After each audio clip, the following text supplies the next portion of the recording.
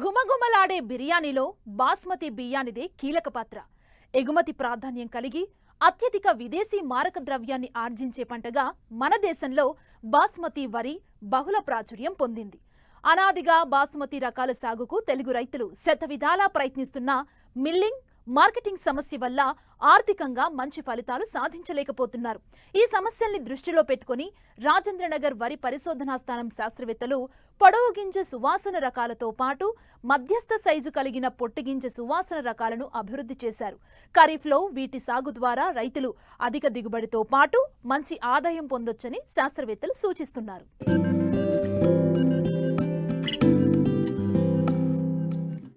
మంచి సువాసనతో పొగలు కక్కే బిర్యానీ చూస్తే ఎవరికైనా కడుపులో ఆకలి పరుగులు పెట్టడం ఖాయం. దక్షిణ భారతదేశంలో ప్రసిద్ధమైన వంటకంగా పేరుగాంచిన బిర్యానీకి మన హైదరాబాద్ కేంద్ర బిందువుగా నిలవటం గర్వకారణం. ఇంతటి విశిష్టమైన వంటకానికి మూలం బాసుమతి బియ్యం. రుచి, సువాసన, నాణ్యత, ధరల్లోనూ బాసుమతికి మరో రకం సాటి లేదు. బాసుమతి అంటే సువాసన గలది అని అర్థం. భారతదేశం నలుమూలలా సువాసన కలిగిన ధాన్యం రకాలను చాలా కాలం నుండి పండిస్తున్నారు. అయితే ఉత్తర భారతదేశంలో పండిస్తున్న సువాసన గల ధాన్యం బాసుమతి పేరుతో ప్రసిద్ధి చెందటం వల్ల మిగిలిన సువాసన కలిగిన రకాలకు ప్రాధాన్యం తగ్గింది. అయితే తెలుగు రాష్ట్రాల్లో పండే బాసుమతి రకాలు నాణ్యతలో మిగతా వాటికి తీసిపోవు. అలాగే తెలంగాణలో స్థానికంగా సాగులో ఉన్న సువాసన రకాలు కూడా మంచి నాణ్యతను కలిగి ఉన్నాయి. ఈ నేపథ్యంలో స్థానిక డిమాండ్కు అనుగుణంగా పొడవు, మధ్యస్థ సైజు గింజ కలిగిన సువాసన రకాలు అభివృద్ధి చేశారు రాజేంద్రనగర్ వరి పరిశోధనా స్థానం శాస్త్రవేత్తలు. వీటిని ఖరీఫ్లో సాగు చేస్తే మంచి ఫలితాలు సాధించవచ్చని తెలియజేస్తున్నారు ప్రధాన శాస్త్రవేత్త డాక్టర్ చంద్రమోహన్. సువాసన గల రకాలు అనగా బాస్మతి సంబంధించినటువంటి రకాలను కూడా ఈ మధ్య రైతాంగం చాలామంది అడుగుతున్నారు. మన ప్రాంతంలో బాస్మతి రకాలు సాగు చేసుకోవచ్చా, సాగు చేసుకోవాలనుకుంటే ఎలాంటి రకాలు సాగు చేసుకోవాలి, వాటి దిగుబడి సామర్థ్యం ఎలా ఉంటుంది అనేటువంటి విషయం. అందులో భాగంగా రాజేంద్రనగర్ పరిశోధనా స్థానం నుంచి RNR 15435 అనేటువంటి రకాన్ని రాజేంద్రనగర్ వరి 2 పేరుతోని 2021 సంవత్సరంలో రూపొందించి విడుదల చేయడం జరిగింది. ఈ రకం పంటకాలం 135 నుంచి 140 రోజులు. గింజలు సన్నగా పొడవుగా అంటే బాస్మతికి ఉండాల్సినటువంటి ఆ పొడవుతో ఉంటుంది. అదేవిధంగా బాస్మతి లాగా సువాసన కూడా కలిగి ఉంటుంది. అన్నం నాణ్యత కూడా చాలా బాగా ఉంటుంది. ఈ రకం కూడా కొంతవరకు అగ్గి తెగులను తట్టుకునేటువంటి శక్తి ఉంది. దిగుబడి సామర్థ్యం ఎకరానికి సుమారు 20 నుంచి 22 క్వింటల వరకు వచ్చే అవకాశం ఉంది. అయితే ఎవరైతే రైతాంగం బాస్మతి రకాలను సాగు చేసుకోవాలనుకుంటున్నారో ఈ 135 రోజుల ఈ RNR 15535 అనేటువంటి రకాన్ని మనం వానాకాలంలో సాగు చేసుకొని ఈ బాస్మతి బియ్యాన్ని కూడా పొందవచ్చు. ఈ రకం యొక్క నూక శాతం కూడా బాగా ఉంటుంది. అంటే సాధారణంగా బాస్మతి రకాలలో నూక శాతం ఎక్కువగా ఉంటుంది. ఈ రకంలో అంత నూక ఎక్కువగా రాకుండా మనకు మంచి లాభదాయకమైనటువంటి బియ్యం దిగుబడి వచ్చే అవకాశం ఉంది. అలాగే తెలంగాణలోని కొన్ని జిల్లాల్లో ముఖ్యంగా జగిత్యాల, నిజామాబాద్ జిల్లాల్లో చిట్టి ముత్యాలు అనేటువంటి లోకల్ వెరైటీని ఎక్కువగా సాగు చేస్తూ ఉంటారు.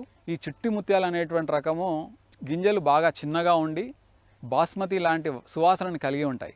అయితే ఈ చిన్నగా ఉండి వాసన ఉండటం వలన వీటికి మార్కెట్లో ఈ చిట్టి ముత్యాలు రైస్కి మంచి ధర పలుకుతూ ఉంటుంది. కాకపోతే ఈ చిట్టి ముత్యాలు అనేటువంటి రకం ఎత్తుగా పెరగడం, దిగుబడి చాలా తక్కువగా రావటం, వర్షాకాలంలో సాగు చేసినప్పుడు పడిపోవటం అనేటువంటిది సాధారణంగా రైతాంగం ఎదురవుతున్నటువంటి సమస్యలు. ఈ సమస్యలకి ప్రత్యామ్నాయంగా రాజేంద్రనగర్ పరిశోధనా స్థానం నుంచి RNR 15459 అనేటువంటి రకాన్ని రాజేంద్రనగర్ వరి 3 పేరుతోని 2021 సంవత్సరంలో రూపొందించి విడుదల చేయడం జరిగింది. ఈ రకము చిట్టి ముత్యాలతో పోలి ఉంటుంది. అంటే గింజ చాలా చిన్నగా, అంటే చిట్టి ముత్యాలు కంటే కూడా చిన్నగా ఉండి వాసన కలిగి మంచి అన్నం నాణ్యత కలిగినటువంటి రకం. పంటకాలం 135 నుంచి 140 రోజులు. ఎత్తు కూడా చిట్టి ముత్యాలు అంత పెరగకుండా ఉంటుంది. అదేవిధంగా పడిపోయే లక్షణం కూడా తక్కువగా ఉంటుంది. దిగుబడి ఎకరానికి 15 నుంచి 16 క్వింటల వరకు వచ్చే అవకాశం ఉన్నటువంటి అతి చిన్న సువాసన గల చిట్టి ముత్యాలను పోలినటువంటి వరి రకం ఈ పరిశోధనా స్థానంలో అందుబాటులో ఉంది. కాబట్టి చిట్టి ముత్యాలు సాగు చేసేటువంటి రైతాంగం ఈ నూతన వెరైటీ గురించి తెలుసుకొని ఈ రకాన్ని కూడా సాగు చేసుకొని మంచి లాభదాయకమైనటువంటి దిగుబడులు పొందే అవకాశం ఉంది.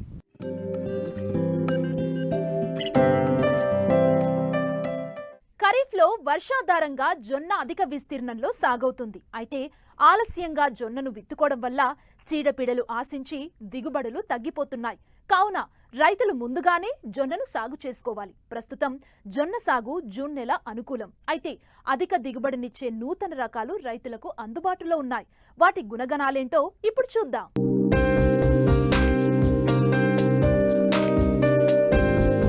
చిరుధాన్యాల పంటల్లో ముఖ్యమైన పంట జొన్న. ఇది ఖరీఫ్లో వర్షాధారంగా, రబీలో ఆరుతడి పంటగా సాగుతుంది. ఒకప్పుడు జొన్న సాగు అధిక విస్తీర్ణంలో సాగయ్యేది. రాను రాను వ్యవసాయంలో వ్యాపార దృక్పథం పెరగడం, తక్కువ దిగుబడుల వల్ల సాగు గిట్టుబాటు కాకపోవడం వల్ల రైతులు జొన్న పంటకు దూరమవుతూ వచ్చారు. కానీ ప్రస్తుత పరిస్థితులు మారాయి. జొన్న ఉత్పత్తులకు డిమాండ్ పెరగడం, ఎకరానికి 30 నుండి 40 క్వింటాళ్ల దిగుబడినిచ్చే అనేక రకాలు, హైబ్రిడ్లు రైతులకు అందుబాటులో ఉండడంతో ఈ పంట సాగులో నూతనోత్సాహం కనిపిస్తోంది. ప్రస్తుతం జొన్న సాగుకు అనుకూలమైన సమయం. అయితే రకాల ఎంపికలో రైతులు అవగాహనతో ముందడుగు వెయ్యాలి. ప్రస్తుతం రైతులకు అందుబాటులో ఉన్న అధిక దిగుబడినిచ్చే రకాలు, వాటి గుణగణాలేంటో తెలియజేస్తున్నారు రాజేంద్రనగర్ మొక్కజొన్న పరిశోధనా స్థానం ప్రధాన శాస్త్రవేత్త డాక్టర్ నగేష్ కుమార్. మన రాష్ట్రంలో జొన్న పంట కూడా వానాకాలంలో ఒక ముఖ్యమైనటువంటి చిరుధాన్యాల పంట.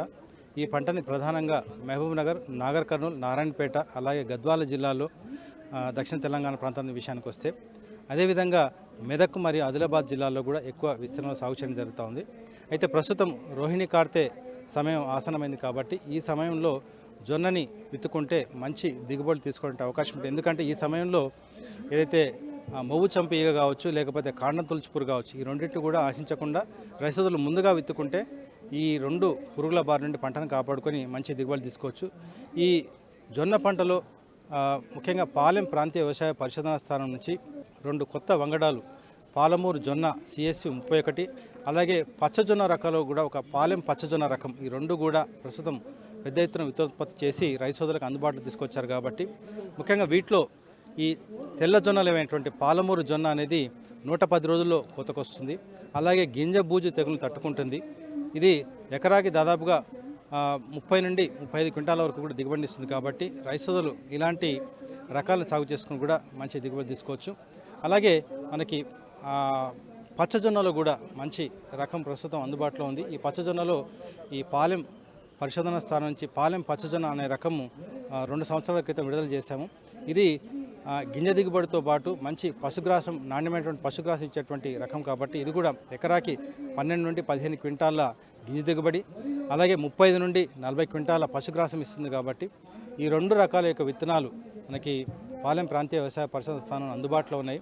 వీటితో పాటు జాతీయ చిరుధాన్యాల పరిశోధన సంస్థ నుంచి కూడా CSPకి సంబంధించినటువంటి వివిధ రకాలు కూడా, వీటిలో అధిక గింజ మరియు చొప్ప దిగుబడి ఇచ్చే రకాలు కూడా రాజేంద్ర నగర్లో ఉన్నటువంటి జాతీయ చిరుధాన్యాల పరిశోధన సంస్థ నుంచి కూడా రైతు సోదరులు తీసుకొని ఈ సంవత్సరం ఈ రాబోయే ఖరీఫ్ సీజన్లో విత్తుకొని మంచి దిగుబడి తీసుకోవచ్చు.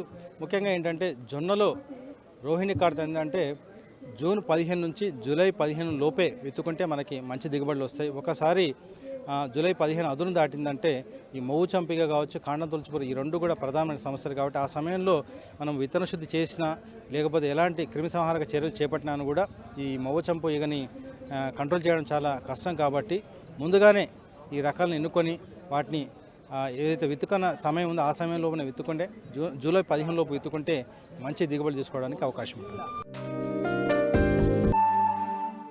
నూనె గింజల పంటల్లో పొద్దుతిరుగుడు ప్రధానమైన పంట. ముఖ్యంగా అనంతపురం, కర్నూలు, ప్రకాశం, కడప, నిజామాబాద్, ఆదిలాబాద్, కరీంనగర్, మహబూబ్ నగర్, నల్గొండ జిల్లాల్లో అధిక విస్తీర్ణంలో సాగవుతుంది. మిగిలిన నూనె గింజల పంటలతో పోలిస్తే ఈ పంటలో నూనె శాతం అధికంగా ఉండటం వల్ల రైతులు దీని సాగుకు మొగ్గు చూపుతున్నారు. ఖరీఫ్లో వేయాలనుకునే రైతులు రకాల ఎంపికతో పాటు సమగ్ర యాజమాన్యం చేపట్టినట్లయితే మంచి దిగుబడుల్ని పొందేందుకు ఆస్కారం ఉంటుంది. అయితే హైబ్రిడ్ రకాలు సాగు యాజమాన్యం ఏ విధంగా చేపట్టాలో ఇప్పుడు తెలుసుకుందాం.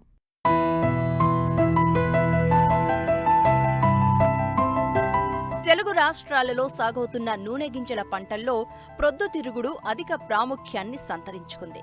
ఖరీఫ్లో వర్షాలు ఆలస్యమైనప్పుడు ఒక ప్రత్యామ్నాయ పంటగా మరియు యాసంగి, వేసవి కాలాల్లో కొద్దిపాటి నీటి వనరులను ఉపయోగించుకుని తక్కువ కాల పరిమితి గల ప్రొద్దుతిరుగుడు పంటను సాగు చేసి మంచి దిగుబడులు, నికర ఆదాయము పొందవచ్చును. అయితే ప్రొద్దుతిరుగుడు పంటను చిన్న చిన్న కమతాలలో కాకుండా ప్రక్క కమతాల రైతు సోదరులు ఒకేసారి 20 నుండి 25 ఎకరాలలో కలిసి సాగు చేస్తే పక్షుల బెడద తక్కువగా ఉండి మంచి దిగుబడులు పొందడానికి ఆస్కారం ఉంటుంది. ఖరీఫ్లో తేలికపాటి నేలల్లో జూన్ 15 నుండి జూలై 15 వరకు విత్తుకోవచ్చు. బరువైన నేలల్లో ఆగస్టు 15 వరకు విత్తుకోవచ్చు. నీరు నిల్వ ఉండని ఎర్ర చెలక, ఇసుక, రేగడి, ఒండ్రు నేలలు ఈ పంట సాగుకు అనువైనవి. వర్షాధారంగా పండించేందుకు బరువైన నల్లరేగడి నేలలు, నీటి వసతి ఉన్నట్లయితే తేలిక నేలలు కూడా అనుకూలమే.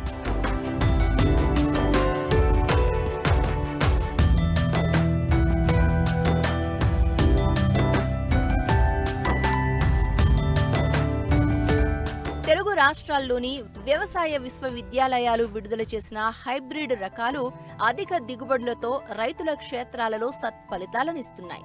వీటిలో KBSH 44, NDSH 1, DRSH 1 వంటి సంకర వంగడాలు మన ప్రాంతంలో సాగుకు అనువుగా ఉన్నాయి. KBSH 44 రకం పంటకాలం 90 నుండి 95 రోజులు, ఎకరాకు 560 నుండి 600 కిలోల దిగుబడి వస్తుంది. NDSH 1 రకం పంటకాలం 80 నుండి 85 రోజులు, ఎకరాకు 600 నుండి 700 కిలోల దిగుబడి వస్తుంది.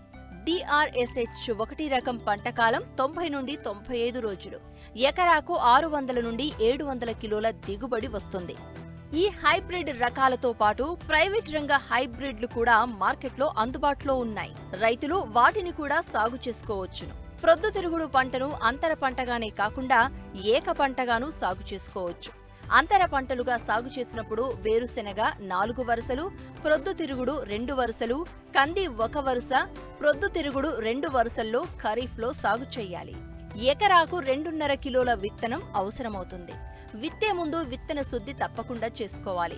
ఇందుకోసం థయోమిథాక్సమ్ 3 గ్రాములు లేదా ఇమిడాక్లోప్రిడ్ 5 మిల్లీలీటర్లు 1 కిలో విత్తనానికి కలిపి విత్తన శుద్ధి చేసుకోవాలి. ఇలా చేసుకుంటే నెక్రోనిన్ వైరస్ తెగులు సమస్యను అరికట్టవచ్చు. ఆల్టర్నేరియా ఆకుమచ్చ తెగులు నివారణకు ఇప్రోడియాన్ ప్లస్ కార్బండిజం 2 గ్రాములు కిలో విత్తనానికి వాడి విత్తన శుద్ధి చేసుకోవాలి. బోదలు చేసి విత్తనం నాటినట్లయితే పంట కాలంలో వివిధ దశల్లో నీటి తడులు ఇవ్వడానికి, పైపాటుగా ఎరువులు వేయడానికే కాకుండా మొక్కలకు తగినంత పటుత్వం కూడా లభిస్తుంది. విత్తేటప్పుడు తేలిక నేలల్లో అయితే సాళ్ల మధ్య 45 సెంటీమీటర్లు, మొక్కల మధ్య దూరం 20 నుంచి 25 సెంటీమీటర్లు, అదే నల్లరేగడి భూముల్లో అయితే సాళ్ల మధ్య దూరం 60 సెంటీమీటర్లు, మొక్కల మధ్య దూరం 30 సెంటీమీటర్లు ఉండేలా విత్తుకోవాలి. విత్తనం మొలకెత్తిన 10 నుండి 15 రోజుల తర్వాత కుదురుకు ఆరోగ్యవంతమైన ఒక మొక్కను ఉంచి మిగిలిన మొక్కలను తీసివేయాలి. ఈ విధంగా చేయడం వలన మొక్కల మధ్య నీరు, పోషకాల కోసం పోటీ తగ్గి పువ్వు పరిమాణం పెరిగి అధిక దిగుబడికి దోహదపడుతుంది.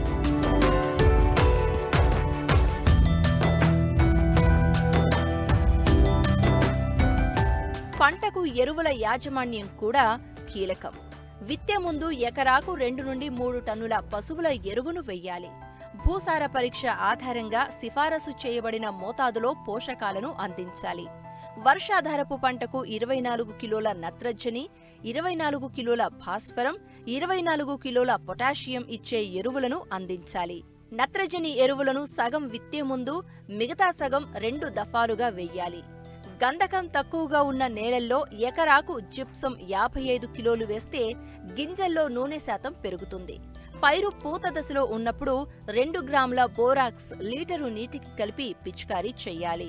ప్రొద్దుతిరుగుడు పంటలో మొగ్గతొడుగు దశ, పువ్వు వికసించు దశ, గింజ కట్టే సమయం కీలక దశలు. నేలల రకాన్ని బట్టి, పగటి ఉష్ణోగ్రతలను బట్టి ఎర్ర నేలల్లో 8 నుంచి 10 రోజుల వ్యవధిలో, నల్లరేగడి నెలలకు అయితే 15 నుంచి 20 రోజుల వ్యవధిలో నీటి తడులు అందించాలి. పంటలో కలుపు నివారణ చాలా ముఖ్యం. విత్తిన వెంటనే లేదా మరుసటి రోజు గాని పెండిమిథాలిన్ 5 మిల్లీలీటర్లు లీటరు నీటికి కలుపుకుని నేలపై పిచికారీ చేయాలి. పంట విత్తిన 25 నుండి 30 రోజుల తర్వాత గుంటక లేదా దంతితో అంతర కృషి చేయాల్సి ఉంటుంది.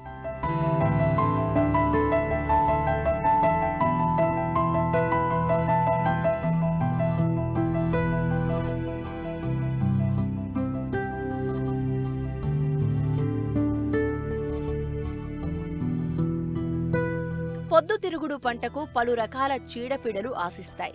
వీటిని ఎప్పటికప్పుడు గుర్తిస్తూ సమగ్ర సస్యరక్షణ చర్యలు చేపట్టాలి. ముఖ్యంగా పచ్చదీపపు పురుగులు. ఇవి వాతావరణంలో ఉష్ణోగ్రతలు 30 సెంటీగ్రేడ్ కంటే ఎక్కువైనప్పుడు, పైరు బెట్టకు గురైనప్పుడు ఆశిస్తూ ఉంటాయి. ఇవి ఆశిస్తే ఆకుల చివర్లు పసుపు పచ్చగా మారి పూర్తిగా ముడుచుకొని దోనెలలాగా కనిపిస్తాయి. వీటి నివారణకు మోనోక్రోటోఫాస్ 1.6 మిల్లీలీటర్లు లేదా డైమిథోయేట్ 2 మిల్లీలీటర్ల మందును లీటరు నీటికి కలిపి పిచికారీ చేయాలి. తెల్లదోమ. ఇది ఆకుల అడుగు భాగాన రసాన్ని పీల్చడం వలన మొక్కలు గిడసబారిపోతాయి.